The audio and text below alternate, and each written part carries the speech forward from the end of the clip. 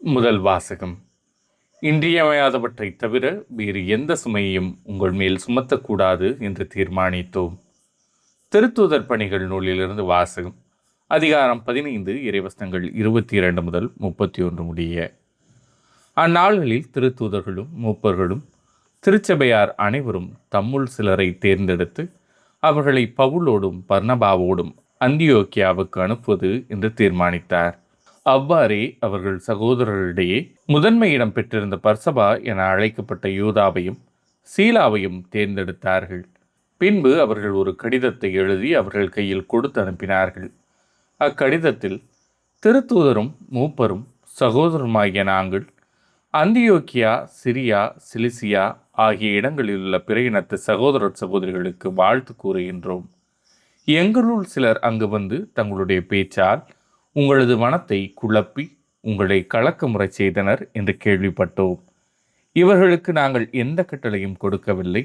எனவே நாங்கள் ஒரு மனத்துடன் கூடி வந்து சிலரை தேர்ந்தெடுத்து எம் அன்புக்குரிய பர்னபா, பவுல் ஆகியோரோடு உங்களிடம் அனுப்புவதென்று தீர்மானித்தோம். இவர்கள் இருவரும் நம் ஆண்டவர் இயேசு கிறிஸ்துவுக்காக தங்கள் உயிரையும் கொடுக்க துணிந்தவர்கள்.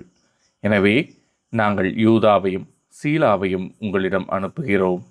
அவர்கள் நாங்கள் எழுதுகிற இவற்றை தங்கள் வாய்மொழி மூலம் உங்களுக்கு அறிவிப்பார்கள். இன்றியமையாதவற்றை தவிர அதிகமான வேறு எந்த சுமையையும் உங்கள் மேல் சுமத்தக்கூடாது என்று தூய ஆவியாரும் நாங்களும் தீர்மானித்தோம். சிலைகளுக்கு படைக்கப்பட்டவை, இரத்தம், கழுத்து நெரிக்கப்பட்டு செத்தவை மற்றும் பரத்தமை ஆகியவற்றை நீங்கள் தவிர்த்து உங்களை காத்து கொள்வது நல்லது. வாழ்த்துக்கள் என்று எழுதியிருந்தார்கள்.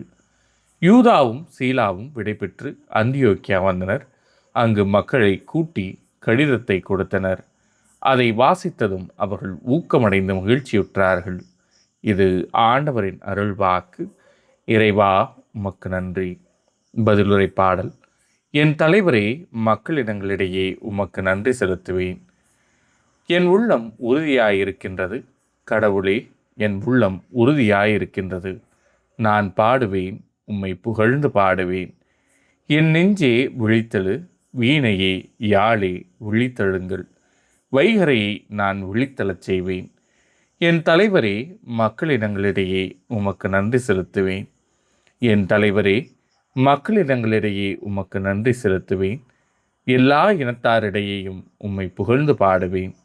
ஆண்டவரே, உமது பேரன்பு வானளவு உயர்ந்துள்ளது.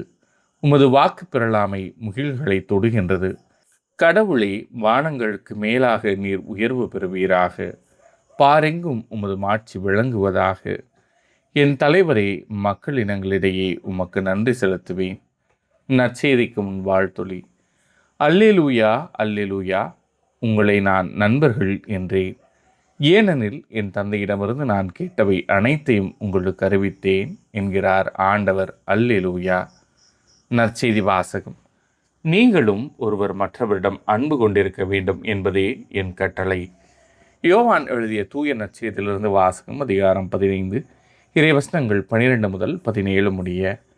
அக்காலத்தில் இயேசு தம் சீடரை நோக்கி கூறியது: நான் உங்களிடம் அன்பு கொண்டிருப்பது போல நீங்களும் ஒருவர் மற்றவரிடம் அன்பு கொண்டிருக்க வேண்டும் என்பதே என் கட்டளை.